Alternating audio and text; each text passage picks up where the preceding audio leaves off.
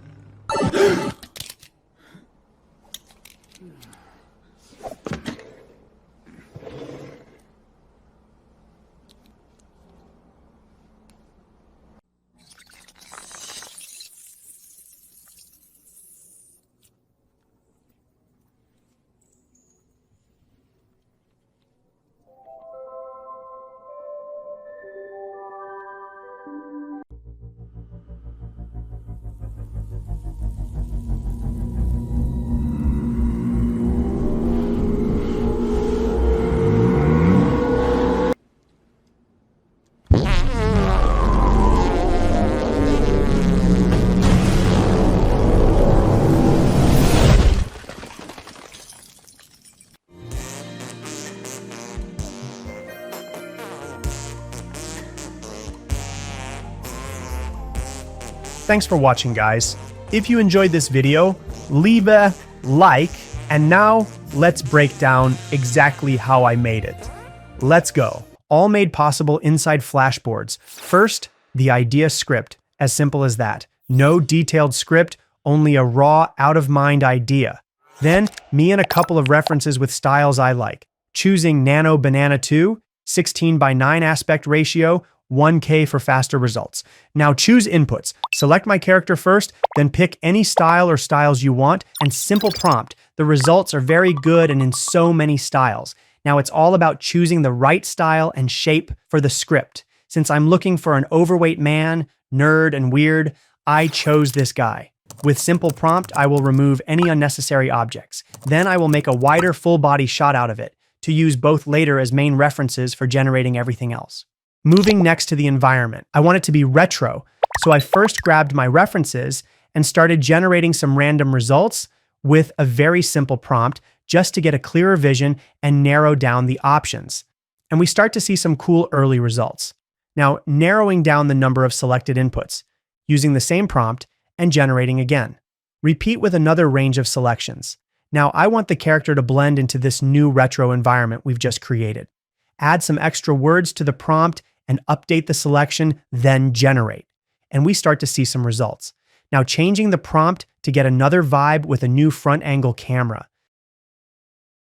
This one looks good, but the clothes are not the same as the main reference. So let's tweak the prompt a bit to match the original. And here we go.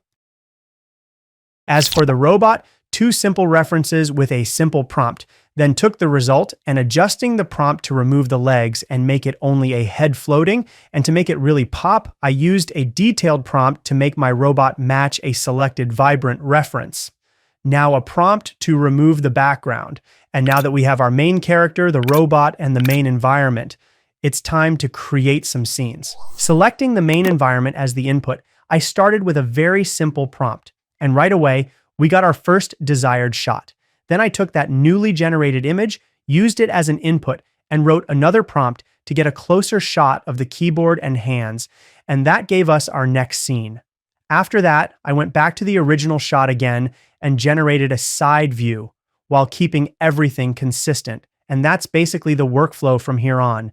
We keep returning to the original shot, the original character, and sometimes even reuse extra shots we already created just to get more accurate and more consistent results. For the shot where the camera is above the ceiling fan, I added a reference image along with the main environment shot, and Nano Banana 2 did a great job combining both images, even though their styles were different. Then I moved on to the POV shot of him looking at the monitor. I liked the result, but I wanted more control over what was actually written on the screen, so I asked ChatGPT to generate a very long, messy prompt, then told Nano Banana to embed that text into the monitor, and somehow it even kept the character's reflection on the monitor glass like magic.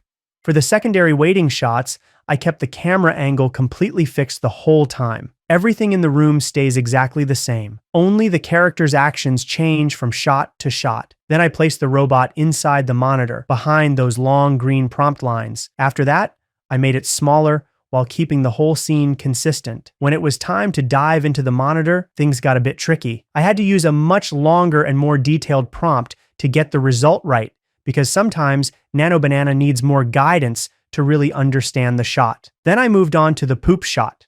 I used a reference image and a simple prompt to get that digital pixelated look. After that, I placed it inside the monitor. And finally, to make the character look really angry with the poop reflected in his glasses, it was all about selecting the right inputs and writing the right prompt. Before jumping into Seedance 2 comes the upscale step. Using Nano Banana 2, just select the image you want to use, type upscale, choose 4K, set the aspect ratio you want, in my case 21:9 for the short film, then hit generate. And just like that, you get a sharp, accurate image ready for a cinematic shot. Moving to Seedance 2 now, I'm going to show you the exact prompt used. Sometimes it's detailed, complex, and long, and other times simple and only a couple of lines.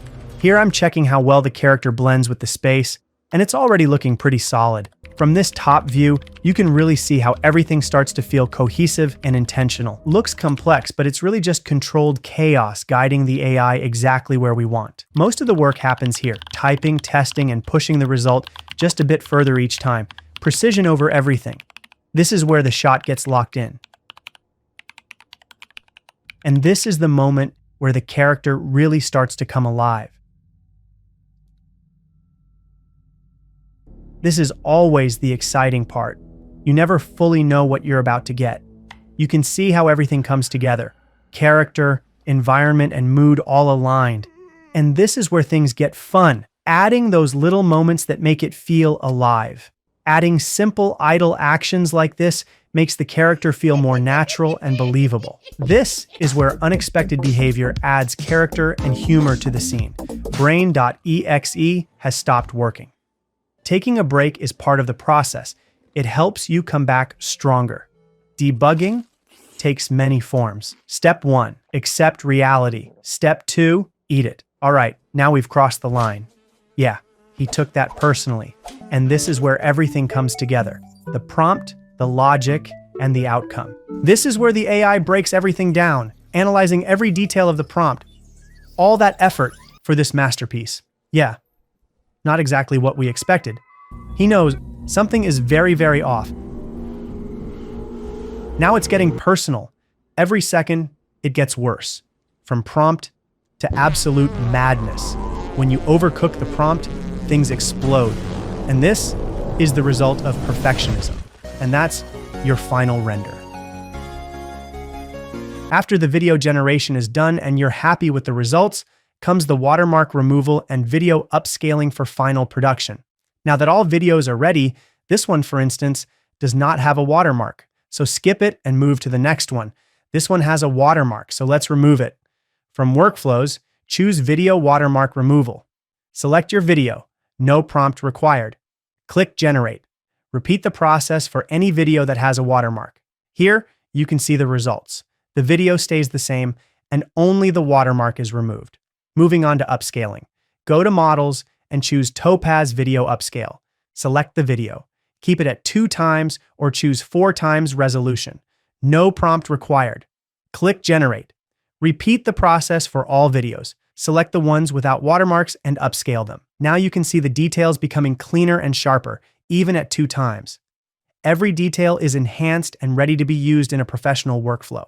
Seedance 2 is redefining how stories are created, faster, smarter, and more consistent than ever before. We made automatic calculation and you can see total price. If you click on this icon, you will see total price here in the top right corner. Keep creating, keep experimenting, and see you in the next one.